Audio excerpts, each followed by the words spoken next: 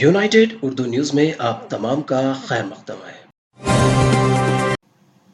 ہفتے کے دن سابق رکن راجیہ سبھا مولانا عبیداللہ خان اعظمی کی حیدرآباد دورے پر ٹولی چوکی میں قیام پذیر مولوی الحاج وحید احمد ایڈوکیٹ سے ملاقات ہوئی۔ سابق رکن وقف بورڈ نے مولانا عبیداللہ خان اعظمی سابق رکن راجیہ سبھا سے ملاقات کرتے ہوئے تہنیت پیش کی اور تبادلہ خیال کیا۔ اس موقع پر مفتی محمد مستان علی قادری، حکیم محمد صادق اور متولی سید خضر پاشا قادری اور دیگر موجود تھے۔